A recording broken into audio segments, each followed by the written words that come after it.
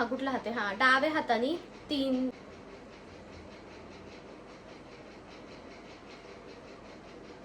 त्यांची तब्येत खूप जास्त खराब आहे, बिचारा माणसाला सर्दी झाली.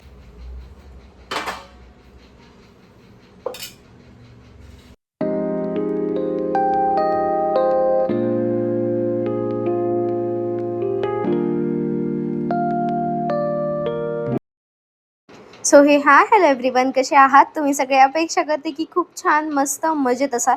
तर मी गौरी स्वागत करते तुमचं आपल्या चॅनलमध्ये. सगळ्यांना सगळ्यात पहिले गुड मॉर्निंग. कारण की ना मी म्हटलं की यार आपण रोज आहे ना असं बोलून व्लॉग स्टार्ट करतो, आज असं काहीतरी करावा जे काही ना माझं सकाळचं मॉर्निंगचं रुटीन असतं ना ते तुमच्यासोबत सुद्धा शेअर करावं. प्रत्येक स्त्रीचं आहे ना सकाळचं मॉर्निंगचं रुटीन आहे ना हे 7, 7:30, काहींचं 5 वाजता, तर काहींचं 5:30 वाजता सुद्धा स्टार्ट होतं. तसंच माझं आहे ना 6:30, 7 वाजेपर्यंत स्टार्ट होतं. सकाळी उठते, पहिले तर आहे ना रात्रीचे जे काही भांडे असतात ना ते मी लावते. पहिले तर खिडकी उघडते, मस्त थंड थंड हवा येते त्यातून. त्यामुळे ना नंतर मग पूर्णपणे ना भांडे असतात ना रात्रीचे जेवढे काही घासून ठेवलेले ते सगळे काही लावते. आणि त्यानंतर मग स्वयंपाकाचा मेन टास्क चालू होतो. पहिले फ्रेश वगैरे होते आणि त्यानंतर स्वयंपाकाला सुद्धा लागते.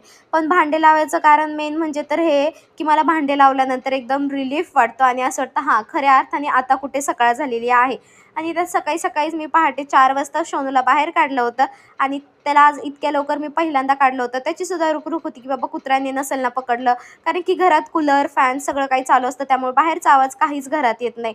त्यामुळे मग नंतर 2-3 मिनटं त्याला शोधलं पण तो काय भेटलाच नाही. त्यानंतर तो कधी आला ना हे सुद्धा मी तुम्हाला पुढे दाखवतेच.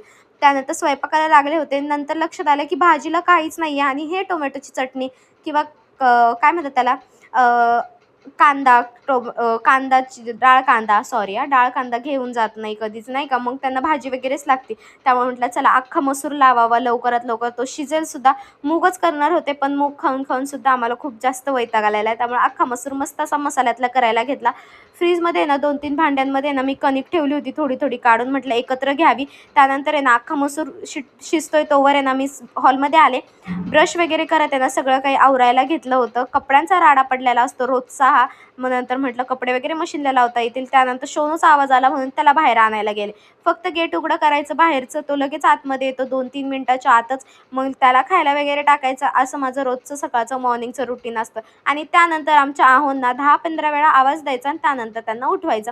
आता हे प्रत्येक नवऱ्याचं असतं की ते एका हाकेत काही उठत नाही, त्यांचा अलार्म बंद करतात पण ते झोपीत जातात. सो आहे ना बाकीचं काय काय होतंय ना हे पुढे तुम्ही एन्जॉय करा. मी माझी बडबड आहे ना इथेच थांबवते आता.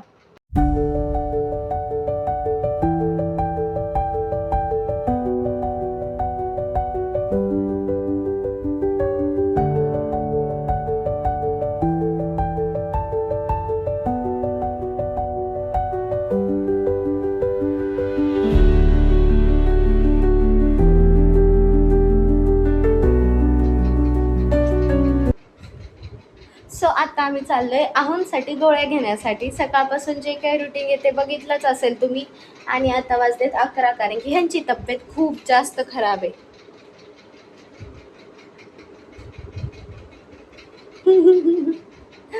बिचारा माणसाला सर्दी झाली आमच्या. फोन तरी घ्या ना. काय रे शोनू, धरा फोन तरी, धरा तुमचा, धरा वॉलेट. काम करायची मला अजून 11 वाजले. पैसे घ्या ना त्यातले. काय झाले तुम्हाला सांगा तरी, काय झालंय. सर्दी झाली, पहिले मला झाली नंतर त्यांना झाली माझ्या वासामुळे. दर्यातले पैसे घ्या. काय म्हणलात. लेडीज होती ती आपल्या इथली. तर आता आम्ही आलोय गोळ्या वगैरे घेऊन. अजून मी आंघोळ नाही केली आहे, अजून आंघोळ करायची आहे, देवपूजा वगैरे बाकी आहे. बघू आता काय काय होते. आधी पहिले साहेबांना गोळ्या खायला द्यावे लागतील. द्या मला पैसे. का गोळ्या खावा, पाणी घेऊन येते. नंतर नको खाऊ, आता खावा आणि झोपा थोडा वेळ, मग जेवायला देते ना. तर म्हटलं आंघोळ करायच्या आधी ना मला थोडेसे अप्पर लिप्स आणि आयब्रोज करायचे. तर म्हटलं मी कसे करते ना ते तुमच्यासोबत सुद्धा शेअर करावं. तर चला मग पहिले ह्यांना लॉक करून घ्यायचं. एक मिनिट मी थ्रेड आणते. तर माझ्याकडे तर काय आयब्रोचा थ्रेड नाहीये, आपला साधा ब्लॅक कलरचा दोरा आहे ना तोच घेते मी नेहमी.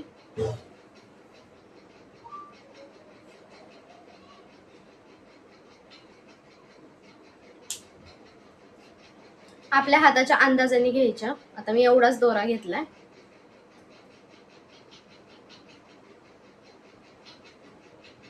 त्यानंतर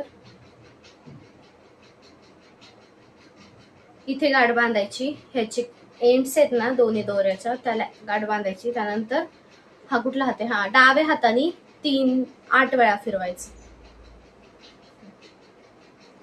बघा लगेच असं असं होतं, दिसतंय.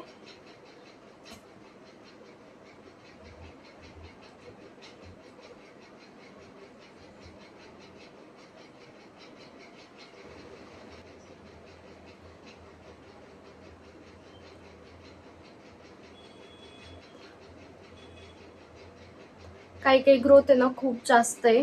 आणि जर तुम्हाला इथं असं वाटत असेल ना फिरत नाहीये, तर तुम्ही किती वेळा आहे ना असं हे करू शकता. त्यानंतर हे असं करायचं.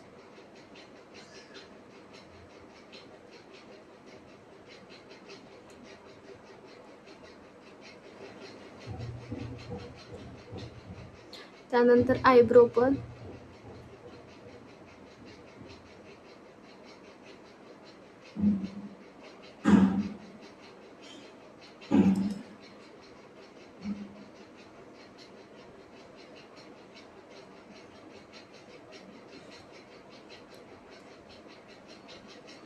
आता मला तरी एवढं काही दिसत नाहीये, जेवढं दिसतंय ना तेवढंच मी करतेय. बाकीचं मी आहे ना मिरर मध्ये बघून करणार आहे. पण म्हटलं एक सांगावं तरी तुम्हाला, जर तुम्हाला पण बाहेर दुखत असेल ना, आपण आपल्याला आहे ना काढू शकतो असे, नाही का, आपण आपले स्वतःही. फक्त थोडीशी पावडर लावण्याची गरज लागते.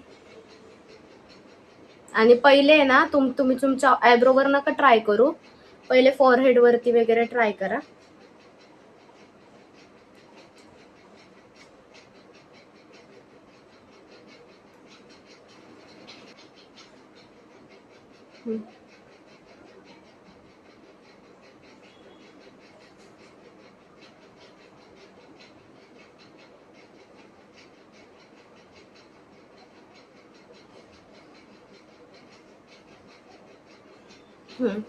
तर त्यानंतर आहे ना मी असे ह्याला कोम करते, थोडेसे उभे करते.